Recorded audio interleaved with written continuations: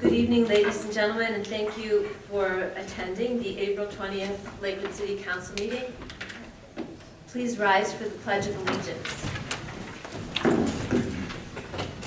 pledge allegiance To the flag of the United States of America and to the republic for which it stands, one nation, under God, indivisible, with liberty and justice for all.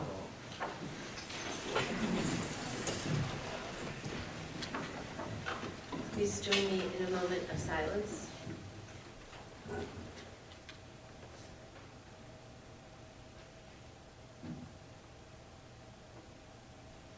you. Madam Clerk? Anderson, Present. Bullock, Here. Juris, Here. Madigan, Here. Marks, Nowlin, Here. O'Leary. Here. Reading and disposal of the minutes of the regular meeting of council held April 6, 2016. Move to adopt without the... Oh, I move to defer. Second. Is there discussion on that motion?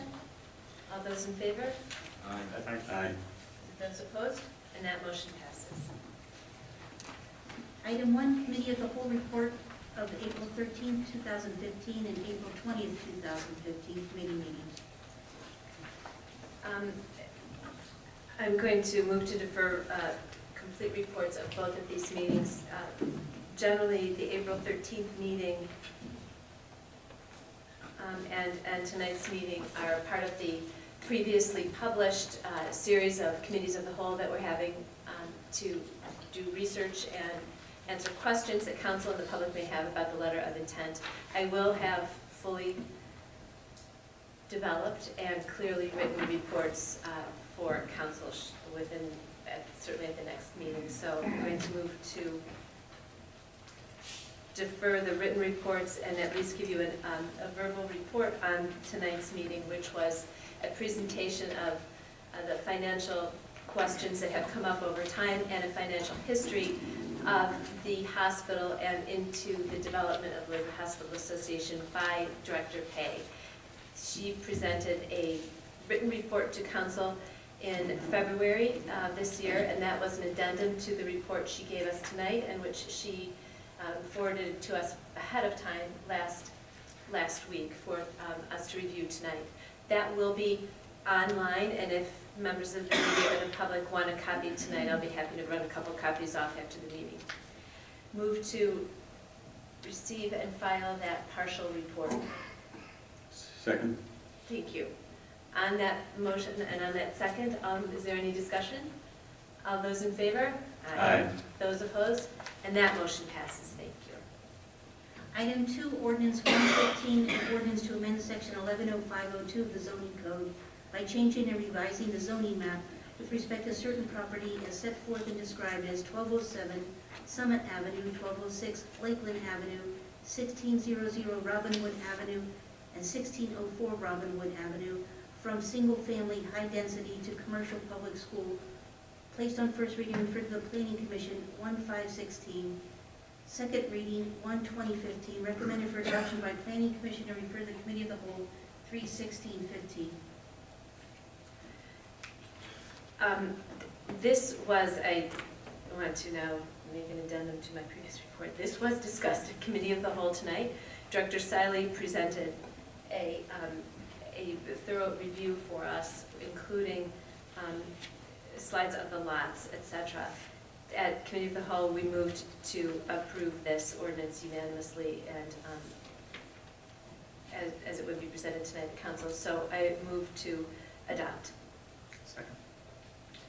On the motion and the second, is there discussion? Madam President? Yes, Councilman Anderson. Yeah, just real quick, just a last comment for the director. I mean, I think this council's done a pretty good job over the last number of years of trying to make sure that the school district remains whole and any properties that are knocked down for redevelopment purposes. We're talking about 4 properties here.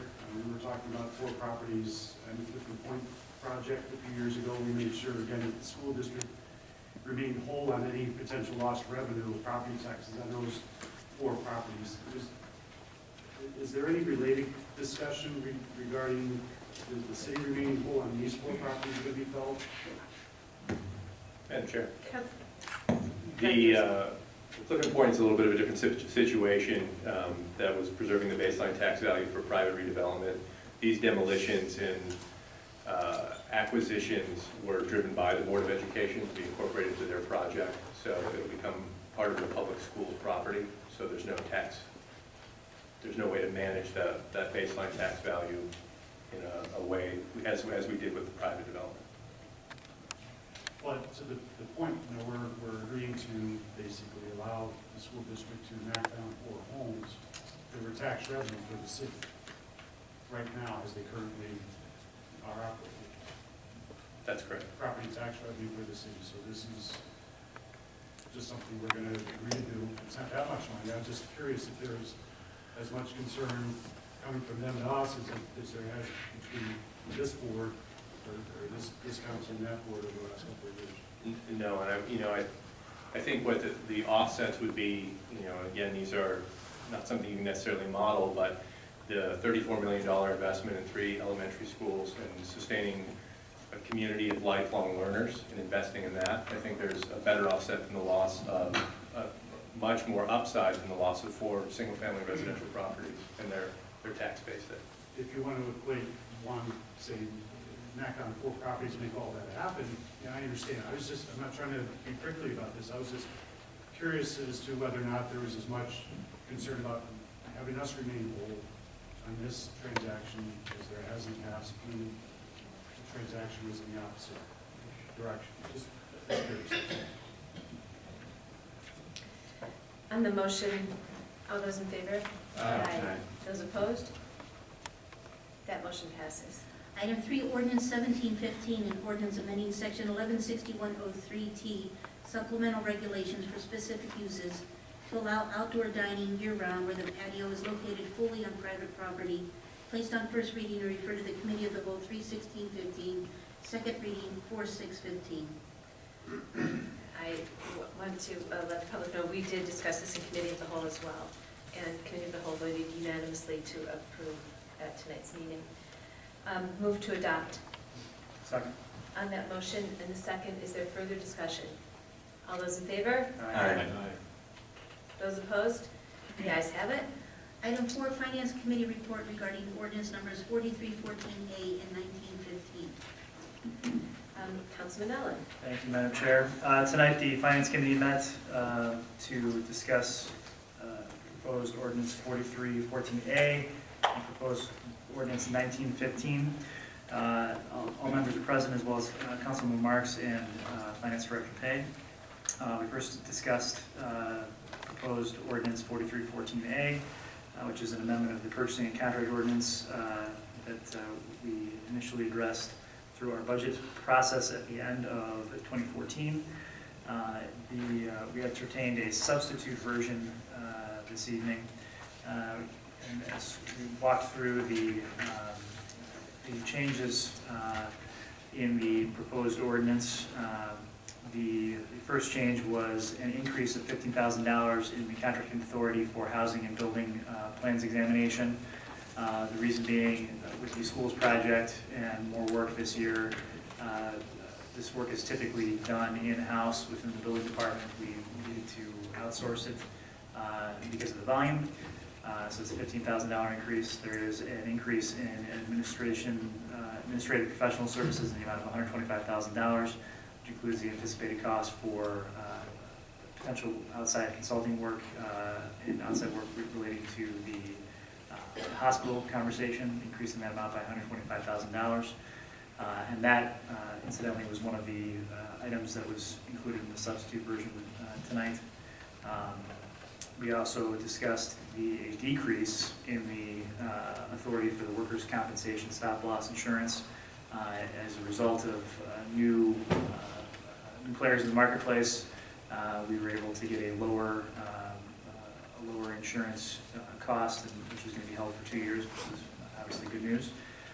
There was a requested increase for $25,000 in communication services, which is primarily for air cards used by our safety forces, as well as and primarily for the MARCS radio, is that MARCS? The MARCS radio system that we use, and that is a cost that goes through the state of Ohio. which increased our subscription and required the additional increase. We talked about an increase in our advertising contracting authority of $6,500.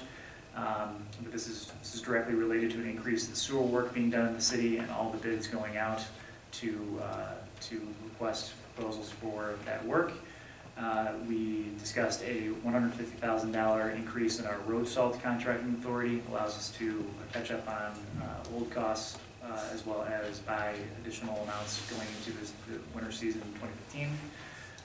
And finally, we discussed an increase of $10,000 in the reforestation contracting authority, which is about $5,000 for Arbor Day recognition and tree planting events, and an additional $5,000 related to simply planting more trees. And the reforestation line item was the other piece that was in the substitute version tonight that have been added since the correspondence initially came on. The committee recommended adoption to the full council tonight of 4314A. We also discussed proposed ordinance 1915, and this was also a substitute version because at the time it was introduced, we did not have our financing company identified, and that company has been identified as U.S. Bank Corp.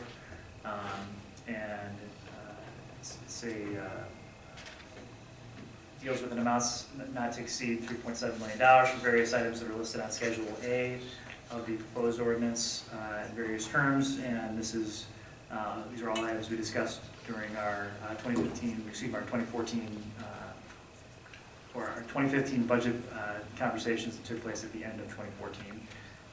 And the committee recommended adoption of the proposed ordinance on third reading. It is only on second reading tonight, but recommended adoption on third reading at the first general meeting in May.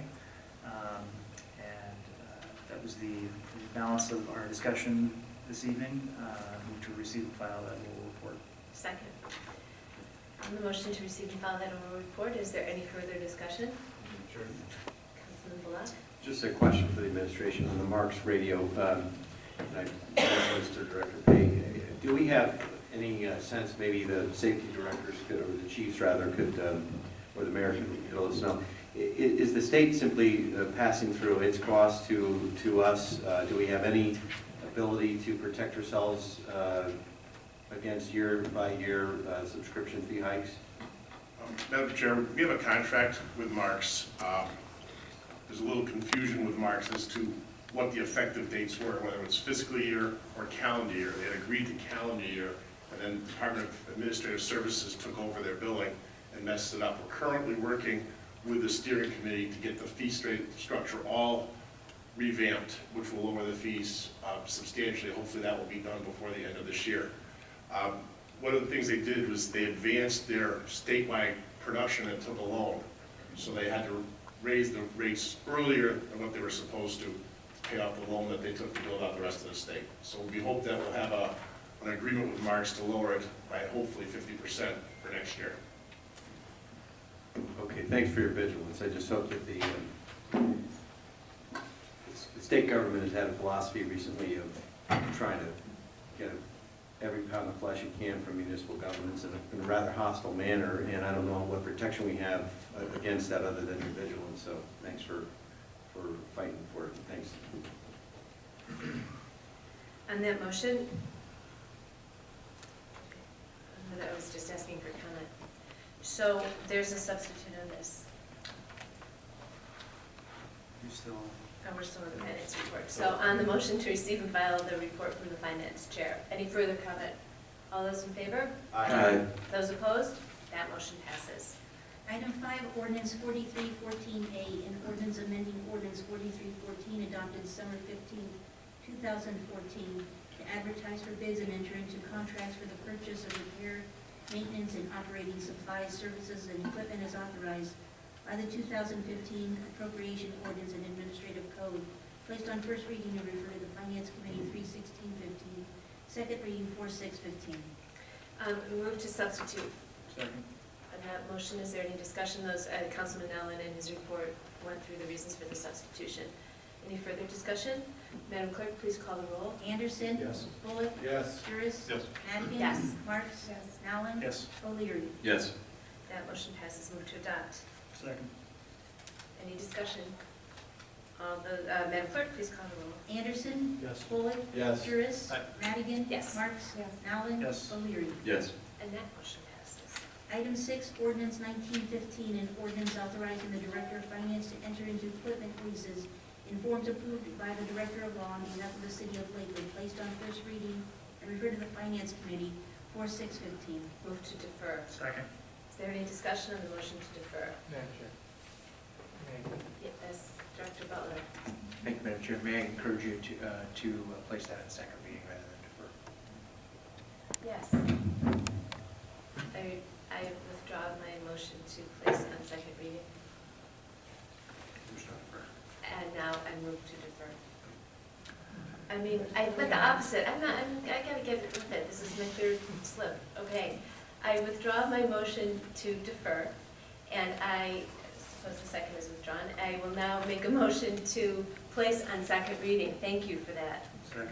And I have a second. Is there discussion, now that I've thoroughly confused you all? Any discussion?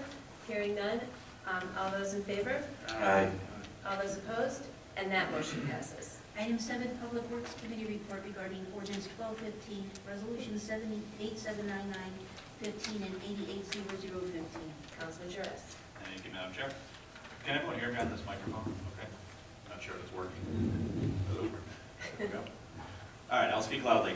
Dear members of council, the Public Works Committee met on April 6th at 8:25 to discuss ordinance 1215 and resolutions 8799-15 and 8800-15. Present were committee members O'Leary, Bullock, and myself, Councilmember Marks, and directors Benno and Butler. Ordinance 1215 looked to amend Chapter 145 and specifically the size of the Keep Lakewood Beautiful Board. Director Butler and the chair of KLB, Ruth Gillette, explained the history and the challenges of the board's size, which caused them to request it to be changed from 15 members to 10. The committee voted to recommend adoption of the substituted version, which is before you tonight, with one abstention from Councilman O'Leary due to family relations with the chair. Resolution 8799-15 and 8800-15 were discussed as well. They were discussed together as both pertain to a change in our bidding process. Resolution 8799-15 is in regards to the anaerobic digester at the wastewater treatment center, and 8815 is for the sewer system pilot program.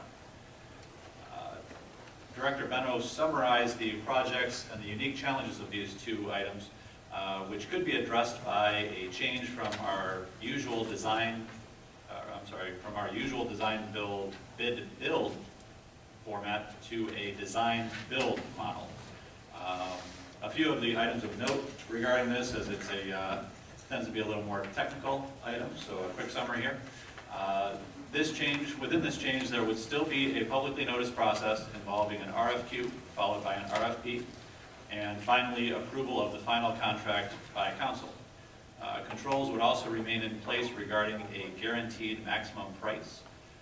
The sewer project already has this cap in place, and the wastewater treatment project would establish a guaranteed maximum price within the first quarter of the project. Finally, this format would be used only in these two specific situations where they are appropriate and is not a change in our codified ordinances. Both of these two resolutions received a unanimous vote to recommend adoption to full council. Move to receive and file. Second. On the motion to receive and file that oral report, is there discussion? All those in favor? Aye. Those opposed? That motion passes. Thank you. Item 8, ordinance 1215, and ordinance amending chapter 145, Keep Lakewood Beautiful Board of the Codified Ordinances in order to update the code regulating the composition and duties of this board, placed on first reading and referred to the Public Works Committee 2/17/15, second reading 3/2/15. Move to substitute. Second. For the reasons Councilman Juris discussed in his report to council just now. Madam Chair, if I may, I just realized I didn't really touch on the two items here to draw everyone's attention to the two changes that we have on the substitute. The two changes would be, first, just a clerical correction under 145.01. The creation, just a simple spell correction. And then the second item being under 145.05, procedure. We would simply clarify that the 50% plus one would be of the current voting members, not us, which would be the non-voting members. So just a clarification of who the 50% plus one would involve. Thank you for more. Madam Clerk, please call the roll. Anderson, Yes. Bullock, Yes. Juris. Yes. Madigan. Yes. Marks. Yes. Allen. Yes. O'Leary. Abstain. That motion passes. Move to adopt. Second. Any discussion on the motion to adopt? Madam Clerk? Anderson. Yes. Bullock. Yes. Juris. Yes. Madigan. Yes. Marks. Allen. Yes. O'Leary. Abstain. That motion passes. Item 9, Resolution 879915, a resolution to establish procedures for and engage in the process of letting of one or more contracts with one or more qualified entities for design and construction of digester upgrades and an electrical generation system at the wastewater treatment plant without the necessity of competitive bidding, and exempting the city from certain provisions with the Ohio Revised Code related to design-build contracting for the purpose of this project. Refer to the Public Works Committee 3/16/15. Move to adopt. Second. On the motion, is there discussion? All those in favor? Aye. Those opposed? That motion passes. Item 10, Resolution 880015, a resolution to establish procedures for and engage in the process of letting of one or more contracts with one or more qualified entities for design and construction of corrections to the sewer system under the Western Lakewood Clean Water Pilot Project without the necessity of competitive bidding, and exempting the city from certain provisions of the Ohio Revised Code related to design-build contracting for the purpose of this project. Refer to the Public Works Committee 3/16/15. Move to adopt. Second. Discussion from council? Madam Councilor Chair, Juris? if we could double check, I know that there was one citizen that had emailed us throughout this process. I'm not sure if that was the individual that was on the list. Just want to make sure we It is not. recognize if anyone had asked to sign in on this. Okay. Okay. Thank you, appreciate that. On that motion, all those in favor? Aye. Those opposed? That motion passes. Item 11, communication from Planning and Development Director Siley regarding Planning Commission recommendation for 14823 Lake Avenue and 14818 Clifton Boulevard rezoning. Director Siley? Madam Chair, this is a project we described at a previous council meeting. I think based on the discussion around the Planning Commission, I'd ask if we could refer this back to Committee of the Whole for further discussion and review. Thank you. Thank you. Move to receive and file the communication. Second. Is there discussion? Those in favor? Aye. Those opposed? That motion passes.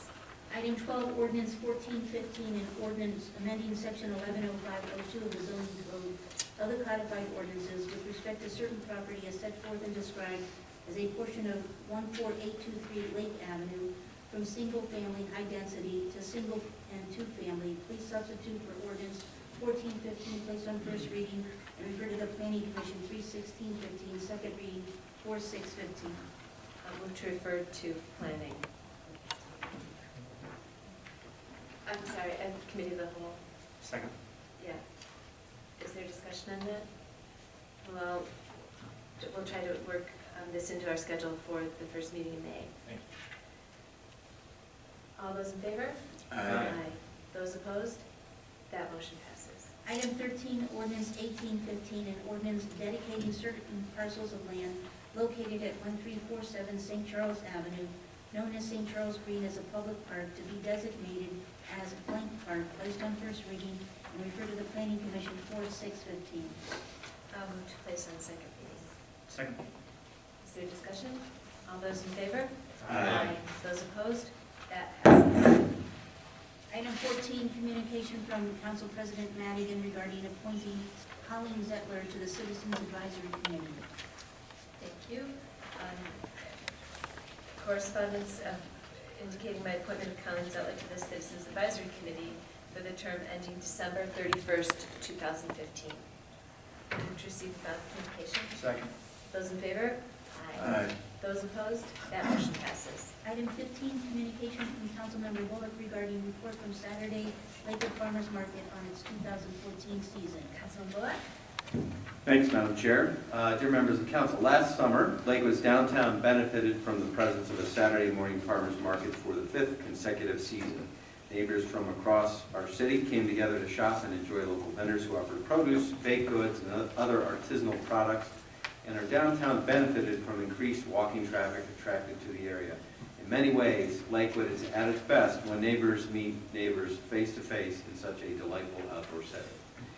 Since the inaugural season of the Saturday Lakewood Farmers Market in 2010, we've invited the market manager to report to us on its previous season's performance and to make recommendations for the coming year. I always find it helpful to learn about vendors, number of patrons, promotional activities, and plans to take the next steps for growth. Please join me in welcoming Saturday morning Lakewood Farmers Market Manager Jeannie Dentler and in thanking her for her service. Our community is fortunate to have a leader who continues to devote so much effort to bringing vibrancy to Lakewood's downtown. Sincerely. Move to receive and file that communication. Second.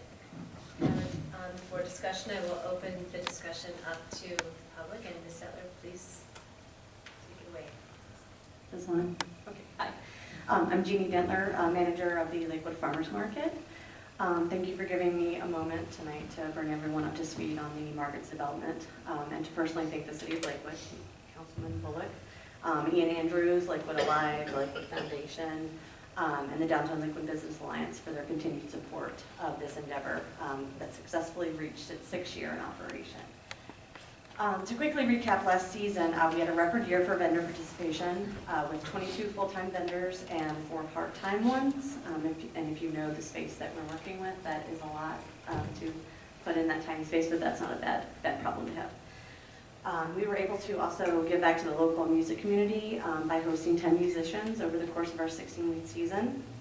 Our customer counts were never less than 600, with a record day in August being over 2,000 shoppers. Going into the 2015 season, we've already begun with the pre-planning phase of the market, which includes vendor retainment, recruitment of new vendors, along with sponsorships and volunteer participants. We will continue to be a participant in the OSU Extension Program for the EBT customers, and as well as partnering with the Women, Infants, and Children's Program. There are a few things that are changing in the year ahead. The farmers market will no longer be managed by the umbrella collective Market Connect, as it has dissolved its business early in January.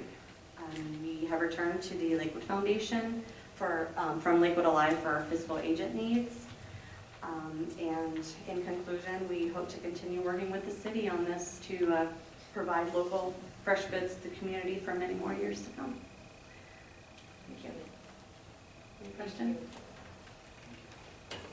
Are there further comments or questions? Councilman Juris. Great, thank you. And thanks for Sure. organizing and helping out with that. One question, just so I can have a little better understanding. What type of criteria is there to become a vendor? Well, they have to be local.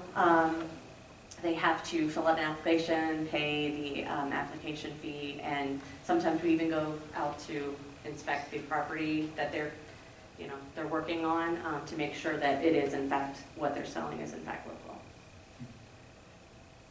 Okay, so do they take on any of the risk for like the delivery of the product and things like that, or how does that?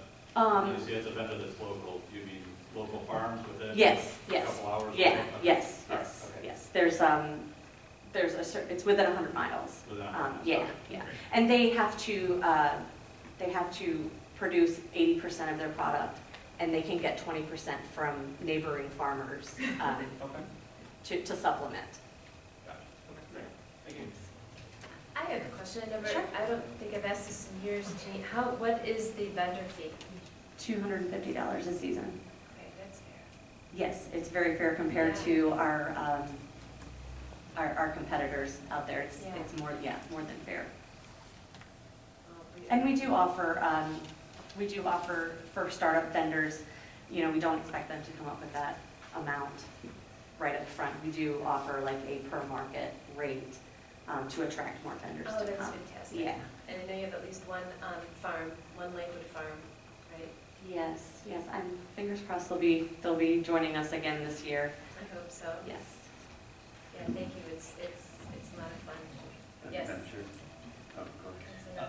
Thank you for all your work. And I do have a question. How do you, you mentioned that average 600 shoppers per, how do you keep track of that I have number? a- Really just go around and collect? Okay. Yeah, as best as we can. Sure. It's always an estimate.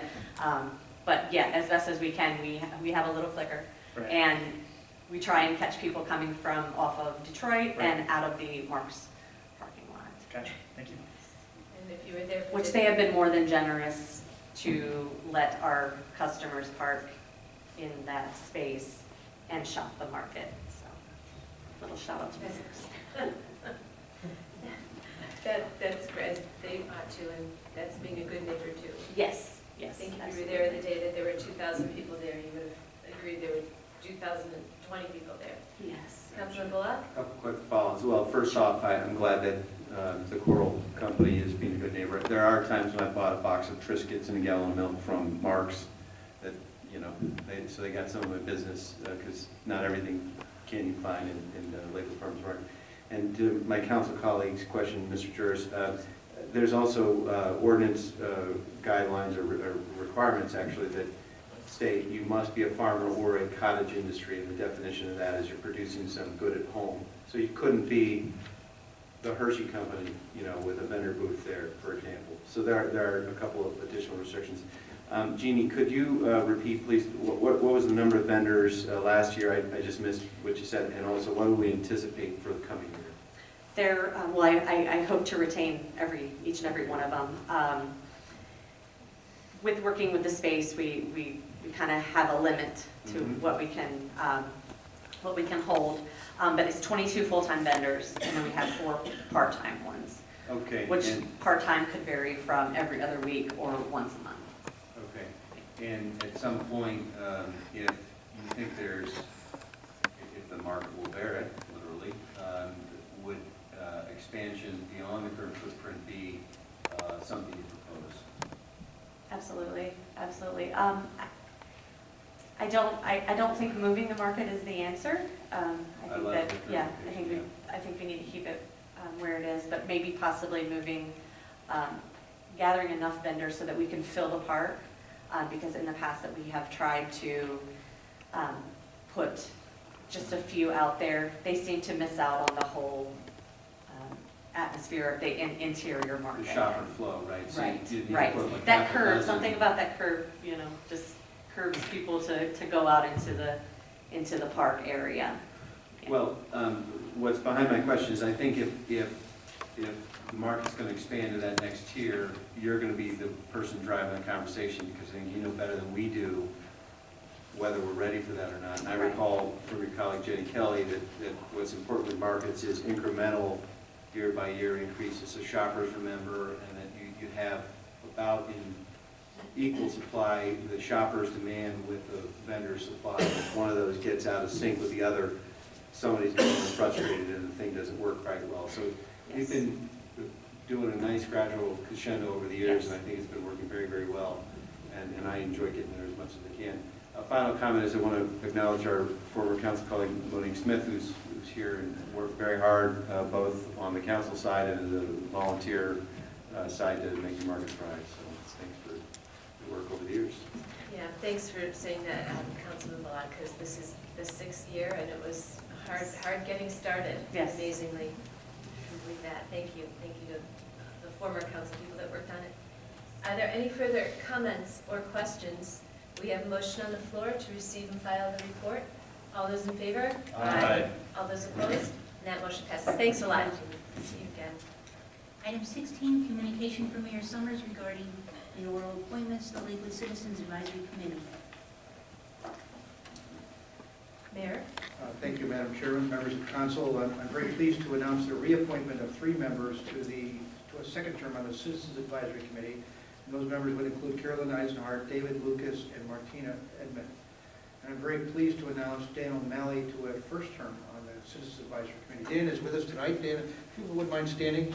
So Dan has agreed to serve a term for the Citizens Advisory Committee. And we know they'll all serve our community well in this important role. Thank you. Move to receive and file the communication. Is there discussion? Those in favor? Aye. Those opposed? And that motion passes. Thank you, Dan, for being here. Item 17, liquor permit application for a D5 to 15326 Detroit from Politics Lounge, 4062 Mayfield Road, South Lakewood, Ohio. Move to defer. Second. Is there discussion? All those in favor? Aye. Those opposed? That passes. We have two people signed up to, well, we just heard from Jeannie, so we have one person. Brian?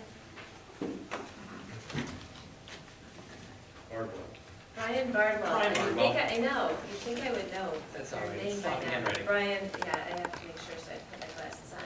Just your name and address for Brian Bardwell, 2119 Bell Avenue. I'm here because back in December, the State Treasurer's Office launched a website called ohiocheckbook.com for people who are transparency and oversight nerds like me. It was kind of a really exciting thing. It provides basically checkbook level detail of all the state spending on just about everything. If they get a check from the federal government or if they provide a check to a vendor, you're getting nearly real-time access to all the spending that the state does. And in the time since it launched just a few months ago, it's already gotten national recognition from a lot of different groups who have said that it kind of is setting the standard nationwide. There are lots of states doing this, and lots of states doing it very poorly. Before this website launched, Ohio was one of the states that did it the worst. But in the last week or two, I think, the Treasurer's Office sent out a letter to, I think, every local government in the state. So I would imagine that it came probably to the mayor's office or to council, sounds like maybe the mayor's office, offering an opportunity to basically allow cities and counties, school districts, et cetera, to piggyback on that system and provide that same level of transparency at the local level. From what I understand, at basically no cost to the city. So I wanted to see if that was something that the city is looking at. If we've gotten that letter, kind of where we are in that, if that's something that we're interested in or what you might be doing. Thanks, Brian. Mayor? We did receive the letter last week. We actually, Finance Department, under Director Pay's office, is studying it. She could maybe add more details. But in addition, we're launching a new website here in Lakewood, and we're exploring how we can put even more data than just a checkbook available to citizens like you. Great. Director Thank Pay? Yes, we did receive the letter last week. Went to the mayor's office as well as myself, and we also had a representative from the treasurer's office come in and introduce themselves. So we're looking at it, we're going to reply, and we're going to see how we can comply with that. Cool. All right, thanks. Thank you. Are there any announcements from the administration? Mayor? I hope you got word that we did get $200,000 towards the demolition of Hilliard Theater. That money is in the process of being formally contracted. So we were one of many cities to get a grant. And that will begin to the process of how we might explore asbestos abatement. So at least we can move by increments. And that's under the leadership of Director Siley. But that's good news. $200,000 means a lot to us, as you well know. Thank you. There were a couple of citizens who spoke on that or asked questions about that. If we could figure out who they were, maybe we could let them know too. Thank you. Are there any announcements from council? Councilman Bullock? Just to follow on, is that a this year timeframe or next year timeframe or unknown for that $200,000? And thanks for pursuing that. That's obviously going to be something crucial. Madam Chair, so last year we performed the asbestos survey to understand the order of magnitude. Our hope would be in the next 30 days to be under contract for that money, which is a reimbursement grant, and then this summer bid out the asbestos abatement. So we take a look and see what our pricing comes back, but we anticipate the abatement's going to be probably over $300,000. And can work happen during the cold months? I know that the core issue is the lack of a roof, so you're not protected from the elements, but if good RFP process takes place in the third quarter of this year, could work go forward, or would that have to wait? Yeah, the work around the abatement and the ultimate demolition is not weather sensitive or seasonally sensitive. Okay. Thanks. Are there any announcements from Councilman Anderson? Yeah, just on that point as well, and I appreciate all that hard work. We have a thought as to when we've decided that we've kicked over all the rocks and looked everywhere for money for this. We're expecting a $350,000 abatement. We have 200,000. At what point in time did we just say we're gonna have to bite the bullet and abate this public health issue? I think after this abatement exercise is accomplished, we'll know a lot more, and I would suspect we'll be talking about that very question. You know, I think it's becoming clear and clear to me that in the end, your term biting the bullet is exactly what we're gonna have to do. Unfortunately, but again, this is a great start, and thanks for keeping us updated. Thank you. No further business, I move to adjourn. All those in favor? Aye. Thank you.